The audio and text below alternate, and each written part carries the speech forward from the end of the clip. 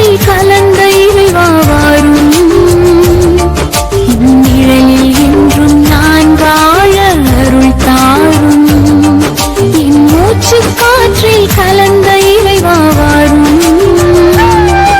நிழலில் என்றும் நான் வாழ அருள் தாரும்.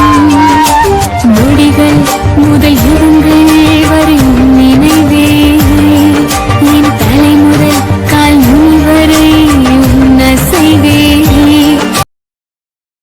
மகன் தூய் ஆவியின் திரியேக ஆசீர்வாதம் நம் அனைவரையும் ஆசீர்வித்து காப்பதாக. ஆமென்.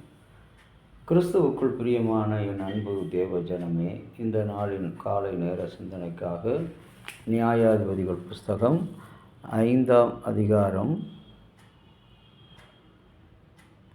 6வது வசனம். யாகேல் நாட்களில் சம்கார் நாட்களிலும் ராஜா பாதைகள் பாழாயின. ராஜாவின் பாதைகள் பாழாயின. இன்றைக்கு அறிவியல் பூர்வமாக கணினி பூர்வமாக பார்க்கும்போது நம்முடைய உலகம் மிக மிக முன்னேற்ற பாதையிலே சென்று கொண்டிருக்கிறது. ஆனால் அந்த கணினியை வைத்து நாம் உணவு செய்ய முடியாது. அறிவியலை வைத்து உணவை நாம் தயாரிக்க முடியாது. உணவை அறுவடை செய்ய முடியாது. இன்றைக்கு விஞ்ஞானத்தை வைத்து நாம் ஒரு அரிசியையோ ஒரு சோற்றையோ ஒரு நேர உணவையோ தயாரிக்க முடியாது. ஆனால் கர்த்தருடைய பிள்ளைகளாகிய நமக்கு கடவுள் கொடுத்திருக்கிற செழிப்பான ஆசீர்வாதம், ஆதியிலே தேவன் வானத்தையும் பூமியும் படைத்தார். இந்த உலக சம்பத்துக்களை, உலகத்துக்கு தேவையான உணவை கொடுக்கிற அந்த இயற்கையின் விவசாயத்தை கடவுள் படைத்து கொடுத்தார். புல் பூண்டுகள், மரம், மலை, காடுகள், ஏரிகள், ஆறுகள் என்றெல்லாம் படைத்து கொடுத்தார். அந்த நிலையிலே அந்த மனிதனிடத்திலே, அந்த ஏதேன் தோட்டத்திலே 4 புறமும் ஓடுகின்ற செழிப்பான நீரூற்றுகளை கொடுத்தார். அவற்றை நீ பாதுகாக்க வேண்டும் என்று சொல்லி, அன்புக்குரிய இறை மக்களை அதை பாதுகாக்க அவர்கள் எடுத்துக்கொண்ட சீரிய முயற்சியிலே தோல்வியடைந்தார்கள்.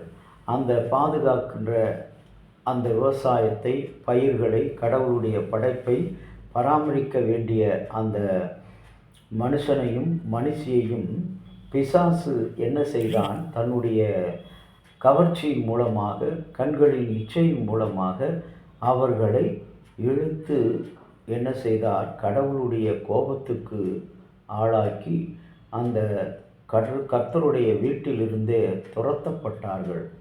இன்றைக்கு உலகமும் அப்படித்தான். இந்த உழவர் திருநாள் என்று சொல்லுகிற உழைக்கும் மக்கள், உலகத்துக்கு உணவை கொடுக்கிற உழைக்கும் மக்கள், உலகத்துக்கு உயிராகிய உணவை கொடுக்கிற இந்த உழைக்கும் மக்களுடைய திருநாள். இந்த நாளிலே நீங்களும் நானும் இந்த உலகத்துக்கு உணவு கொடுக்க வேண்டிய மக்களாக இருக்கிற நாம், கணினி என்றும் மென்பொருள் என்றும் விஞ்ஞானம் என்றும் அறிவியல் என்றும் பல நிலைகளில் நாம் என்ன செய்கிறோம்? அழிந்து கொண்டிருக்கிறோம். இதனால் நமக்கு இயற்கையாக கிடைக்க வேண்டிய உணவு வகைகளை அழித்து கொண்டிருக்கிறோம். ஆண்டவராகிய கர்த்தரோ நேற்றும் இன்றும் என்றும் மாறாதவராக உடைய ஆலயத்தில், ஆண்டவரே நாங்கள் வருகிறோம், நீர் இருக்கிறவராகவே இருக்கிறீர். இந்த எல்லாவித சோகங்களையும் எல்லாவித துக்கங்களையும் நீர் எடுத்து போட்டு எங்களுக்கு ஒரு மகிழ்ச்சியும் மன நிறைவுமாக இந்த இயற்கையாகிய பூமியை பண்படுத்த பாதுகாக்க படைக்கப்பட்ட மனிதன் இன்றைக்கு தன்னுடைய விஞ்ஞான அறிவிலும் பூகோள அறிவிலும் மென்பொருள் அறிவிலும், ஆண்டவரே ஃபாஸ்ட் இன்டர்நெட் என்ற அறிவிலும் அந்த பூமியை, விவசாய பூமியை வெட்டு நிலமாக, தரிசு நிலமாக மாற்றுகிறார். ஆண்டவரே, நீர் இன்றைக்கு இந்த பாலைவனத்தை, இந்த தரிசை நீ தரமிக்க ஒரு நிலமாக மாற்றி மீண்டும் இந்த மண்ணிலே இயற்கையாக செய்யக்கூடிய அந்த விவசாயம், அந்த செழிப்பு, உழவர்கள் கொண்டாடுகிற அந்த விவசாயத்தை இந்த நாளிலும் எங்களுக்கு மீண்டும் அருளச் செய்ய நாங்கள் மன்றாடுகிறோம். ஆண்டவரே, இங்கே ராஜாக்கள் பாதை அதிர்ந்தது என்று சொல்வோம்.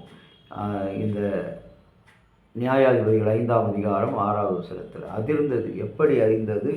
கடவுளுடைய சித்தத்துக்கு விரோதமாக கடவுளுடைய படைப்பை சீரழித்ததினாலே, கடவுளுடைய படைப்பை நம் பராமரிக்காததுனாலே, கடவுளுடைய அந்த அனுக்கிரகத்தை பெற்றுக்கொள்ளாததுனாலே ஆண்டவர் இந்த நாளிலே நம்மை அழைத்து விட்டார். ஆகவே அன்புக்குரிய இறை மக்களே, இந்த நாளிலும் கர்த்தருடைய சித்தத்தை நாம் உணர்ந்து, கடவுளே இந்த பாதி விஷயத்தை இந்த நாளிலும் ஆண்டவரே, நீர் ராஜாக்களின் பாதை அதிர்ந்தது என்று சொல்லி பார்க்கிறோம். இந்த உழவர் திருநாளிலே இந்த உலகத்துக்கு உணவு கொடுக்கிறவனை மதிக்காத ராஜாக்கள், அவர்கள் அனைவரும், அரசுகள், ராஜ்யங்கள் எல்லாம் அதிரட்டும் ஆண்டவரே. இந்த உழவர் திருநாளில் நீர் ஒரு சிறந்த உழைப்பாளியாக எங்களுக்கு காட்டின அந்த பாதையில் தொடர்ந்து நாங்கள் ஜீவிக்க எங்களுக்கு அருந்தாரும்.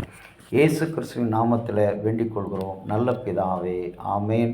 தந்தையாகிய கடவுளின் அன்பும் மைந்தராகிய இயேசுவினுடைய அருளும் பரிசுத்த ஆவியினுடைய நல்ல உறவும் பாதுகாப்பு உங்கள் அனைவரோடு கூட இருப்பதாக. ஆமேன்.